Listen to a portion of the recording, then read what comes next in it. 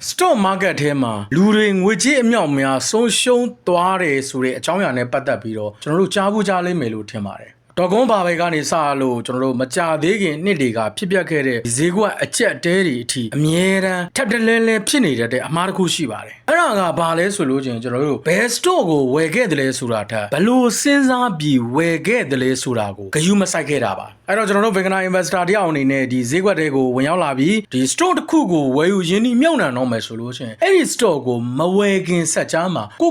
အခုကျွန်တော်ပြောမယ်မိကုံးလေးမေးကြည့်တင်ပါတယ်ငါအနေနဲ့ဒီကုမ္ပဏီရဲ့ခိုင်မာတဲ့အနာဂတ်လုပ်ငန်းကိုဝယ်နေတာလားဒါမှမဟုတ်လူတွေရဲ့ hype ကိုပဲအဖိုးအခပေးဝယ်နေတာလားဆိုတဲ့မိကုံးမှာဒီမိကုံးလေးတစ်ခွန်းတဲကတင်မဲ့ကို့အတွက်အလွယ်တကူဆုံးရှုံးနိုင်တဲ့အမားကြီးကနေကာကွယ်ပေးနိုင်ပါတယ်ဈေးကွက်ထဲမှာသတင်းတွေကောင်းနေတယ် social media မှာလူတွေအပြောများနေကြတယ်ရှယ်ယာဈေးတွေကလည်းဟာနေတိုင်းလိုတက်နေတယ်ဆိုလို့ချင်းရဲ့နောက်ကျကြံခဲ့မှာကိုစိုးရိမ်နေစိတ်ပုံမဝင်တတ်ကြပါတယ်အဲ့ဒီအချိန်မှာတချို့ကုမ္ပဏီတွေကကျွန်တော်တို့အခုချိန်ထိအမြတ်အစွန်းမရှိသေးဘူးစီးပွားရေးပုံစံကလည်းမခိုင်မာသေးဘူးဒါပေမဲ့လို့နောက်9နှစ်10နှစ်နေကဘာကြီးကိုပြောင်းလဲပြစ်နိုင်နေဆိုတဲ့ကျွန်တော်တို့မျှော်လင့်ချက်တွေကြောင့်မလို့ဈေးတွေကအစမတန်မြင့်တက်သွားတတ်ပါတယ်မျောလင့်ထားသလိုဖြစ်မလာတဲ့အခါဒါမှမဟုတ်လို့ချင်းဈေးကွက်ကအနှဲငယ်ရိမ့်ရိုင်သွားတဲ့အခါမှာအဲ့ဒီမျောလင့်ချက်တွေကအလျင်မြန်ပြောက်ွယ်သွားနိုင်ပါတယ်အဲ့ဒီအချိန်မှာကျွန်တော်တို့ယင်းဒီမြုံနှံသူတွေရဲ့ဆုံးရှုံးမှုကကြီးမားသွားတတ်ပါတယ်ဒီမှာတခုဂျားညက်ပြီးပြောချင်တာကကျွန်တော်တို့ professional investor ကြီးတွေကဒီလို story တွေ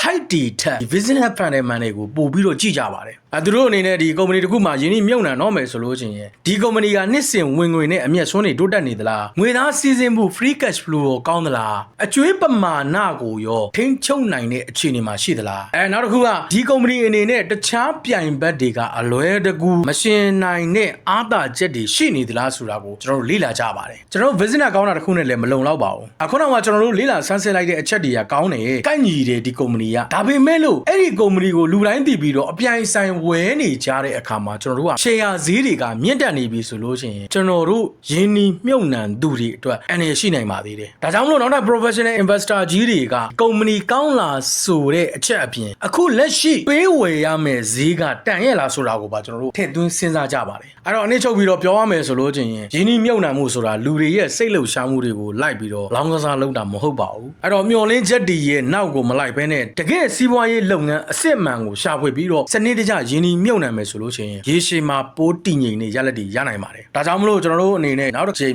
stock ဝယ်တော့မယ်ဆိုလို့ချင်းဒီ stock ကဘယ်လောက်တက်နိုင်မလဲဆိုတာထက်ငါအနေနဲ့ဒီကုမ္ပဏီရဲ့အနာဂတ်ကိုဝယ်နေတာလားလူတွေရဲ့မျှော်လင့်ချက်ကိုဝယ်နေတာလားဆိုတဲ့မေးခွန်းကိုအရင်မေးကြည့်ပါဒီအလေးချင်းလေးကကျွန်တော်တို့ beginner investor တယောက်ရဲ့ယင်းနှီးမြှုပ်နှံမှုခရီးစဉ်ကိုအများကြီးပြောင်းလဲပေးနိုင်ပါတယ်ဟုတ်ကဲ့ပါထုံးစံအတိုင်းပဲဒါကတော့ကုမ္ပဏီရဲ့ခိုင်မာတဲ့အနာဂတ်လုပ်ငန်းကိုဝယ်နေတာလားလူတွေရဲ့ hype ကိုဝယ်နေတာလားဆိုတဲ့အကြောင်းအရာလေးနဲ့ပတ်သက်ပြီးတော့မျှဝေပေးတာဖြစ်ပါတယ်ထုံးစံအတိုင်းပဲပညာပေးရွေချက်အနေနဲ့မျှဝေပေးတာဖြစ်တဲ့အတွက်ကြောင့်မလို့ယင်းနှီးမြှုပ်နှံမှုအတွက်အကြံပေးခြင်းမဟုတ်ပါဘူးယင်းနှီးမြှုပ်နှံမှုတိုင်းမှာဆုံးရှုံးနိုင်ခြေ risk လည်းရှိတဲ့အတွက်ကြောင့်မလို့ယင်းနှီးမြှုပ်နှံမှုတစ်ခုပြုလုပ်တော့မယ်ဆိုလို့ရှိရင်ကိုယ်တိုင်လေ့လာဝေဖန်ဆန်းစစ်ပြီးမှယင်းနှီးမြှုပ်နှံဖို့ရအတွက်တိုက်တွန်းချင်ပါတယ်အကျိုးတုံတွေကရလိမ့်မယ်လို့လည်းထင်ပါတယ်အကျိုးတုံတွေကရခဲ့တယ်ဆိုရင်တော့ yes လို့ကိုမမှမှန်ပေးခဲ့ပါဦးအဆုံးထိအောင်ချစ်ရှုပေးခဲ့ကြတဲ့အတွက်လည်းအားလုံးကိုကျေးဇူးအများကြီးတင်ပါတယ်မင်္ဂလာရှိသောနေ့ရက်လေးအဖြစ်ပိုင်ဆိုင်နိုင်ကြပါစေ